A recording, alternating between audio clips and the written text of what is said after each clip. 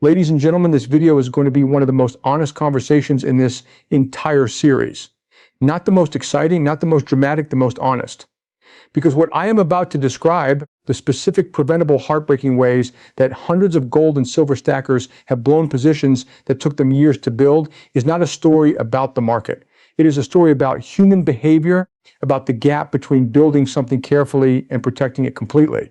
And if you are a holder of your silver and gold that represent years of patient, disciplined accumulation, then what I am about to tell you is not a cautionary tale about other people. It is a mirror.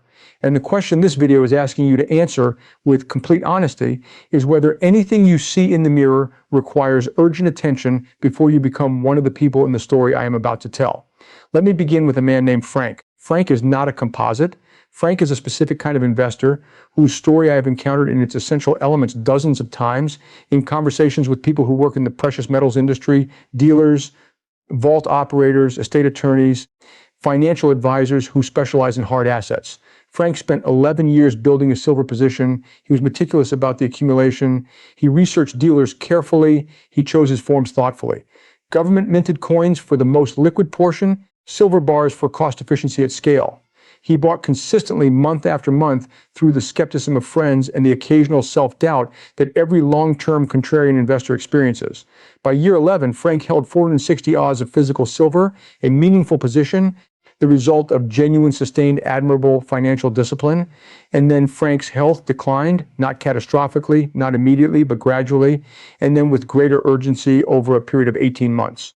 And what was revealed during those 18 months was a specific and devastating gap in Frank's preparation, a gap that the accumulation phase of his precious metals journey had not required him to close, and that he had therefore not closed. Nobody else knew where the silver was, not his wife, because they had kept their finances partially separate, and Frank had never found the right moment to have the conversation he had been meaning to have. Not his adult children, because Frank had always assumed he would explain everything when the time was right, and the time had never felt quite right. And Frank's own recall of the specific details, which safe, which vault, which dealer he had purchased from, which storage arrangements he had made over 11 years of accumulation, had become less reliable than he needed it to be at the moment he needed it most. Some of Frank's silver was eventually found, some of it was not. The position that had taken 11 years to build, and that represented a foundation his family deserved to benefit from, was partially lost. Not to the market, not to inflation, not to any of the risks that Frank had studied and prepared for. Lost to the gap between building and protecting, lost to the unwritten record, the unshared knowledge, the estate plan that had been on the to-do list for years and had never quite made it to done. Frank's story is heartbreaking, not because he made bad decisions. He made excellent decisions about accumulation. What he did not make were the additional decisions, the documentation, the communication, the estate architecture that would have ensured that what he built served the people it was built for. Frank's story is the first of several I'm going to tell you today, not to make you afraid, to make you do something, to give you the specific named actionable understanding of exactly how good investors blow positions that took them years to build, so that you can look at your own situation with honest eyes and close every gap that Frank and the others I'm going to describe left open. The second way that stackers blow positions they spent years building is through what I call the confidence substitution error. This is the mistake of allowing increasing conviction in the thesis to substitute for the ongoing work of managing the investment. It works like this. An investor spends years accumulating silver and gold, deepening their understanding of the monetary dynamics and supply fundamentals that make the thesis compelling. Their conviction grows, their knowledge grows, and their confidence in the correctness of their position grows proportionally. And then something subtle and dangerous happens. The growing confidence in the thesis begins to feel like the same thing as having done all the management work that the position requires. They stop reviewing their storage arrangement because they are confident the thesis is right. They stop updating their insurance because they are confident the position is sound. They stop revisiting their estate plan because they are confident the silver will be there for their family. They confuse knowing why the investment is correct with having done everything the investment requires. And when the gap between conviction and management eventually reveals itself, as it always does in one form or another, the consequences can be severe. I want to tell you about a woman named Diane who fell into this error in a specific and instructive way. Diane had built a combined gold and silver position over 7 years that represented the most carefully considered financial decision of her life. She had read extensively, she understood the supply-demand dynamics, she had chosen her dealer with care, and her storage with care, and her forms with care. And then 3 years into her accumulation, her storage situation changed. The home she had been storing silver in was sold. She moved to a rental. Her home safe, which had been bolted to the floor of her previous home's walk-in closet, was moved to the new property and placed for temporary convenience in a location that was neither bolted nor particularly concealed. And this temporary arrangement became permanent the way temporary arrangements tend to do, not through any decision, but through the absence of a decision sustained over time by the confidence that the thesis was working and the silver was doing what silver was supposed to do. 3 years later, Diane's home was burgled, the silver was gone. The insurance coverage which she had arranged when the safe was bolted and professionally assessed had not been updated to reflect the changed storage arrangement. The claim was disputed. Much of what she had built over 7 years was not recoverable. Diane's loss was not a market loss, it was a management loss. The thesis remained intact. The silver's monetary value remained compelling. What had been lost was the specific physical silver she had accumulated through a management gap that grew from the confidence substitution error, the gradual unconscious substitution of conviction for the ongoing work of managing what the conviction had produced. The lesson is not to be less confident in your thesis. The lesson is to understand a conviction and management are not the same thing, that the work of building a position and the work of protecting a position are two different disciplines, that the investor who confuses the two is the investor who may find in the worst possible moment that the position they were confident about is not as complete as the confidence suggested. The third way that stackers blow years of accumulated positions is through what estate attorneys who specialize in hard assets call the disappearing inheritance problem. It is heartbreakingly common and it is entirely preventable. Here is how it happens. An investor builds a meaningful precious metals position over years or decades. They keep it private, appropriately private, because discretion about the size and location of a hard asset holding is genuinely prudent. They tell themselves they will explain everything to their family eventually. They mean to update their will. They mean to write the letter of instruction that tells their heirs what they have and where it is and what to do with it. But the conversation never happens, and the will never gets updated, and the letter never gets written. And when the investor dies, the family is left with a house full of ordinary belongings and no knowledge that somewhere within it, or within a vault that was never mentioned, or within an online account that was never disclosed, there is a precious metals holding that was built with years of discipline and love and the specific intention of providing security for exactly these people. Some of it gets found. The obvious physical silver that was stored in a visible location, but the documentation that would allow the full inventory to be reconstructed, the dealer receipts that would establish provenance, the vault account whose existence was known only to the deceased, these are the things that are lost. And unlike market losses, which can be recovered through continued patient accumulation, the loss of an estate inheritance is typically permanent. There is no recovery mechanism for silver that cannot be found. There's no insurance policy that pays out for assets whose existence was never disclosed. The disappearing inheritance is not a story about negligent investors. It is a story about investors who did the hard work of building and neglected the human work of ensuring that what they built would actually reach the people they built it for. And the specific, actionable, available to you today solution is not complicated. It requires one conversation and one document. The conversation is with the person or people you trust most completely. Your spouse, your adult children, your attorney, in which you tell them that you hold precious metals, approximately how much and what general form, and how to find out the rest. The document is a letter of instruction, a complete, detailed, regularly updated record of your holdings, their locations, the access information required to reach them, and the specific actions you want taken with them after your death. One conversation, one document, the difference between a disappearing inheritance and a lasting legacy. The fourth way is more subtle and more philosophically interesting than the first three. And I want to spend some time on it because I think it is the one that is most likely to affect the sophisticated, well-prepared investor who has closed all the other gaps. I call it the context collapse problem. And it happens when an investor who has built their entire precious metals position within a specific analytical context, a specific set of assumptions about monetary dynamics, supply fundamentals, and the timeline of the revaluation thesis fails to update that context as the world changes around them. Let me tell you about a man named Douglas. Douglas was one of the most thoroughly prepared precious metals investors I have ever heard described. He had read everything. He understood the monetary mechanics at a level of depth that most professional analysts would respect. He had built his position carefully, structured it thoughtfully, documented it completely, ensured his family knew everything they needed to know. He had written his strategic plan, the 3-question document describing his core holding, his reevaluation thresholds, and his redeployment plan. And then he stopped updating the context. He had done the work so thoroughly at a specific moment in time that he came to treat that work as sufficient rather than as a starting point for ongoing attention.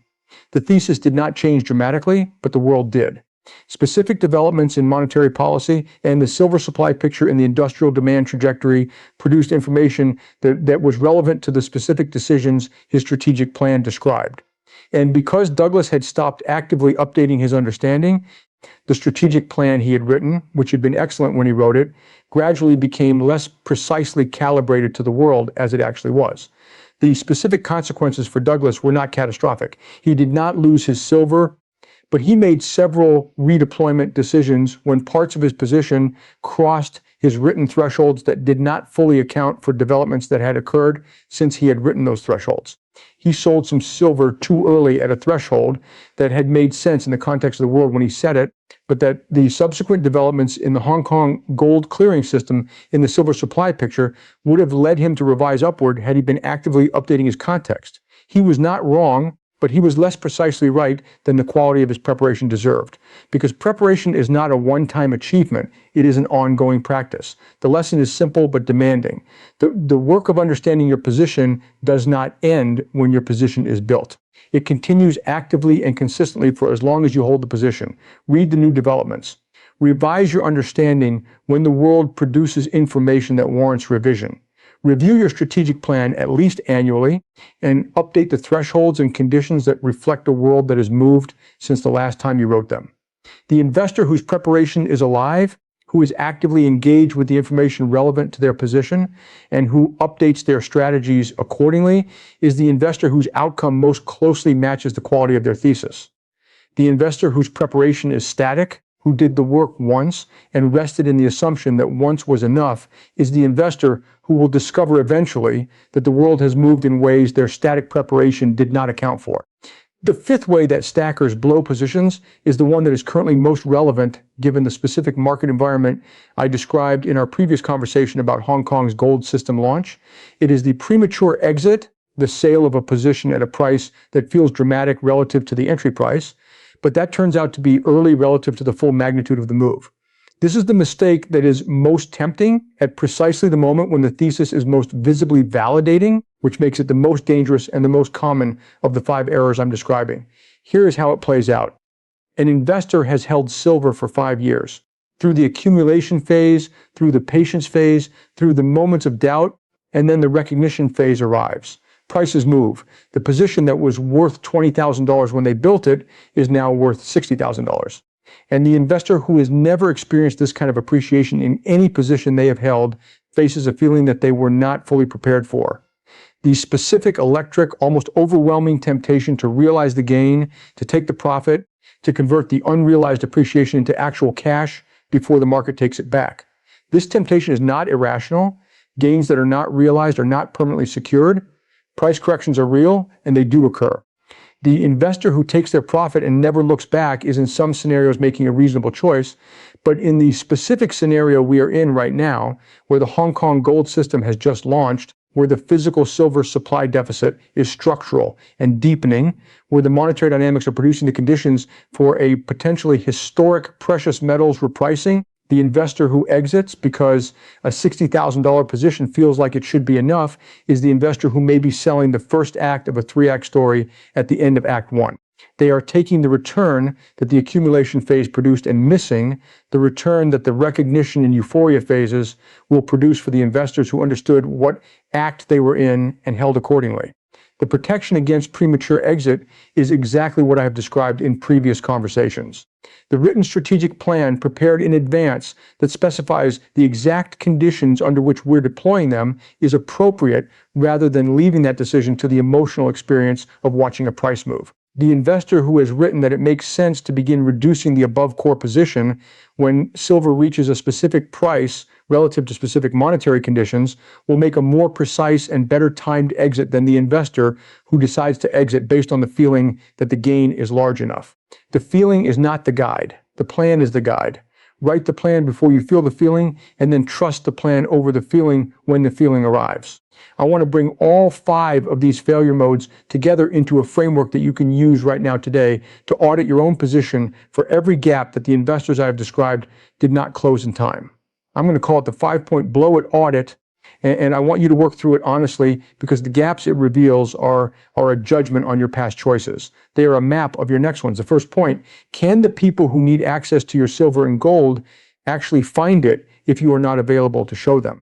This is the Frank test. Not can they find approximately where it might be, can they find it specifically completely with the information required to access every location and every account? If the answer is not yes, your action today is to create or update your letter of instruction. Every location, every access detail, every dealer account, every vault membership, every identifying detail for every bar and coin. And then ensure the letter is held by the people who need it in a form they can access without requiring your presence or your password. The second point is your storage arrangement, currently at least as secure as it was when you last assessed it, given the current value of what you hold. This is the Diane test. Things change, you move, the safe gets relocated, the vault facility's ownership changes, the insurance policy gets renewed without updating the covered value to reflect the current market price. Take 30 minutes today and walk through the physical reality of how your silver and gold is stored. Is it adequate? Is it current? Is it still as well protected as it was when you last actively thought about it? And call your insurance agent this week to verify that the coverage reflects today's market value, not the value when you first arranged coverage. The third point, does your estate plan explicitly include your precious metals? And have you had the conversation with your family that ensures the inheritance does not disappear? This is the disappearing inheritance test. Do your heirs know the silver and gold exists? Do they have or know where to find the information they need to locate it and access it and manage it according to your intentions? If not, this is the conversation and the document that protects everything you have built from the most common and most preventable form of precious metals loss. The fourth point, when did you last actively update your understanding of the developments relevant to your position? This is the Douglas test. When did you last read about the monetary dynamics, the silver supply data, the industrial demand projections, the specific market developments like the Hong Kong gold system launch that are relevant to the strategic decisions your plan describes? If the answer is more than 3 months ago, your preparation has become static. Reactivate it. Set a weekly or monthly time to review the most important sources of information about your position's thesis. Not obsessively, but consistently enough that the plan you have written reflects the world as it currently is. The fifth point, do you have a written strategic plan that specifies the exact conditions for reducing your position, the core holding you will never sell, and the assets you will rotate into? This is the premature exit protection test. Not a general intention to hold a specific document with specific price levels, specific conditions, specific redeployment assets, and a specific process, including the waiting period before execution that ensures no significant position decision is made under emotional pressure. If this document does not exist, its creation is the highest priority financial task you have right now. More important than any additional silver purchase, because the position you have already built is only as valuable as the quality of the decisions you make with it. And the quality of those decisions is only as high as the quality of the preparation that guides them. I want to speak to the emotional reality of this conversation because I am aware that it has been different in tone from most of the previous videos in this series. Most of those conversations have been about building, about accumulation, about the thesis, about the opportunity. This conversation has been about protecting, about the specific human preventable ways that what has been built can be lost. And I want to acknowledge that it takes a specific kind of courage to look honestly at those risks, to run the 5-point audit with genuine honesty, rather than the comfortable assumption that your preparation is more complete than it actually is. That courage is the same courage that led you to build your position in the first place. The courage to look honestly at what the evidence shows rather than what you would prefer to believe. The courage to act on that honest assessment rather than allowing comfort to substitute for preparation. You exercised that courage when you bought your first ounce, when the people around you were skeptical, when you continued building through periods of doubt, when you held through volatility that tested your conviction. That same courage applied now to the protection rather than the building is what closes the gap between a position that has been accumulated and a position that is truly completely bulletproof against every preventable form of loss. The markets cannot be fully controlled. The timing of the revaluation cannot be precisely predicted.